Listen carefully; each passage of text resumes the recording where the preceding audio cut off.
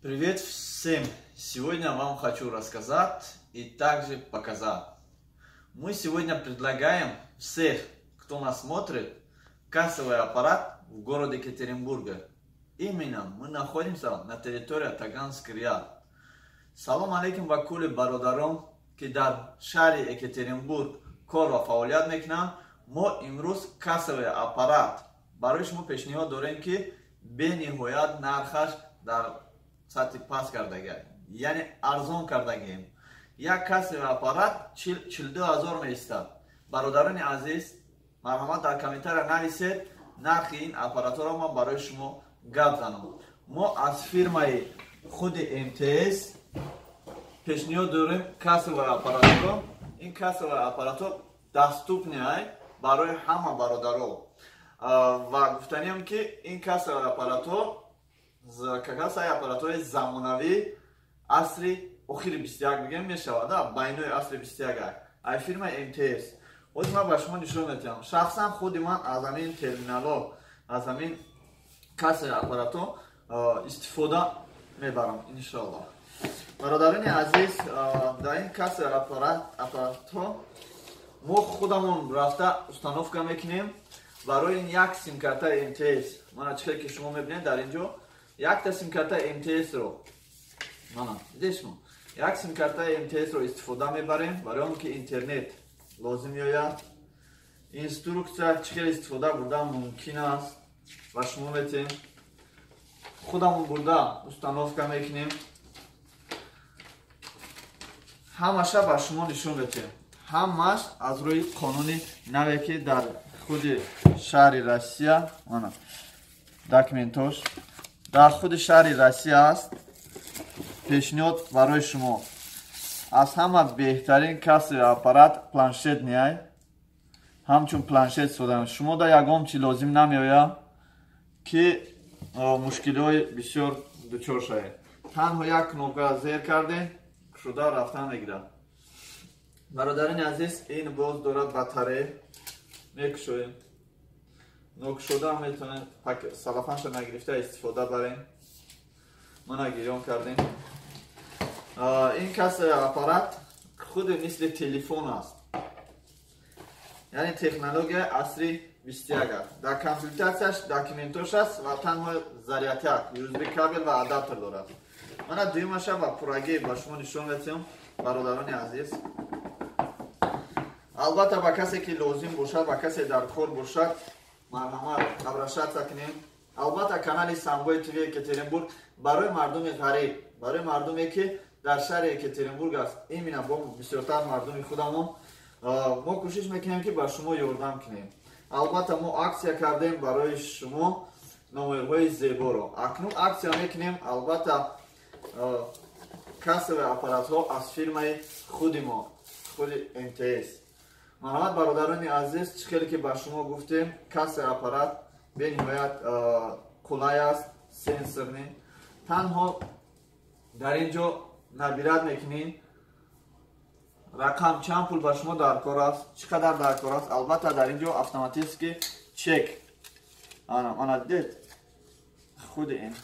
шумо метавонед инро аз любой, аз тамоми магазинҳо, мағозаҳо харидорӣ кунед ё ки аз МТС бепул заказ кунед.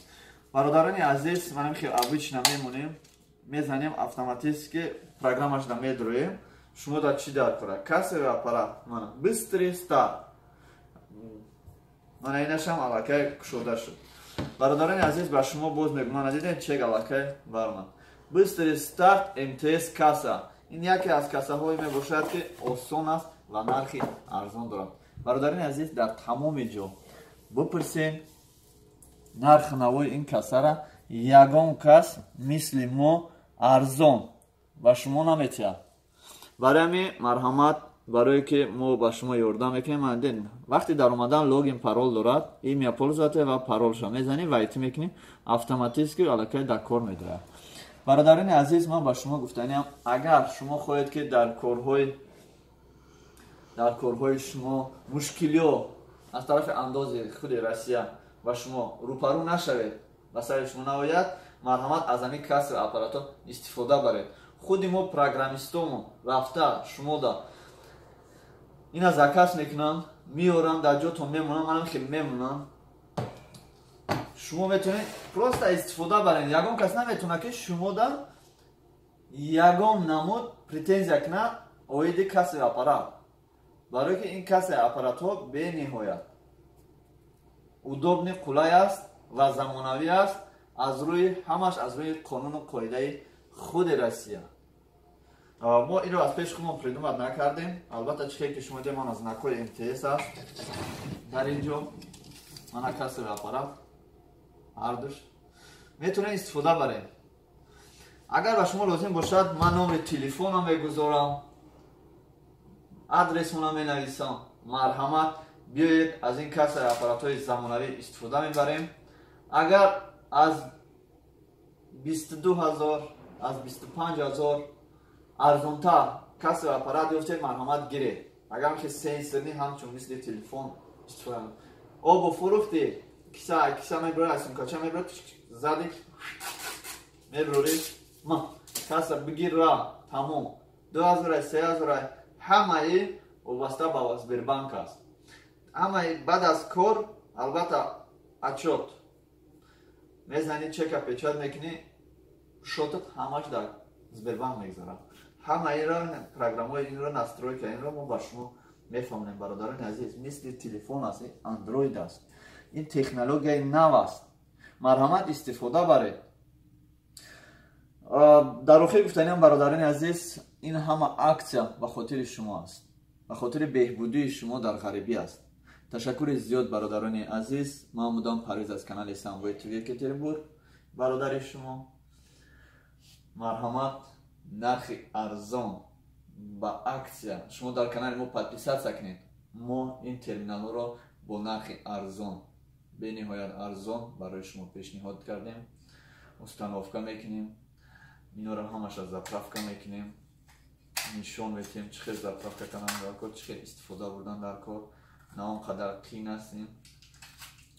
برای همین برادران عزیز در کانال ما подписаться کنید. البته خبرهای نو به نو در شهر یکتریبورگ قانون ها باشد یا که اکسیا باشد درباره تلفن باشد یا که یکم جشن وابسته به مردم توجیک وابسته به کلتور توجیک باشد مرحمت ما پیشنهاد میکنیم. برادران عزیز این تنها دو کنوپکه برای گرامکوس و پاس کردن داره. دوامش همش سنسور نه. فهمیدید شما؟ سنسور نه.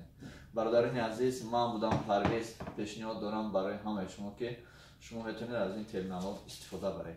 تشکر زیاد به دقتتون. در کانال ما подписаться کنید. ویدیو را поделиться کنید چون که برادران دیگر برادر عذاب نکشن. از کجا باید این ترمینال ها رو گرفت؟ Представляешь?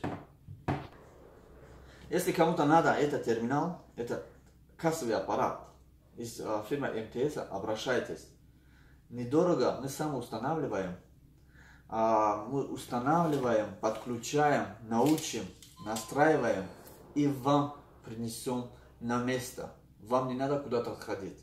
Мы сами договор заключаем, у вас на место наше. Все это связано со Сбербанком, с банком МТС, со всеми банками. Так что не переживайте. Только звоните, пишите в комментариях, приходите. Обязательно мы вам поможем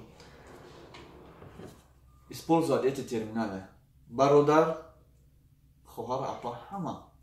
Хочу вам всем сказать, ребята, нам просто выгодно вам подключить и вам выгодно использовать кассовый аппарат, чтобы у вас не было проблем. Так что кому-то надо, кто хочет подключить себя кассовый аппарат кармановый, ручной. Вот шею можно как кондуктор взять. Обращайтесь.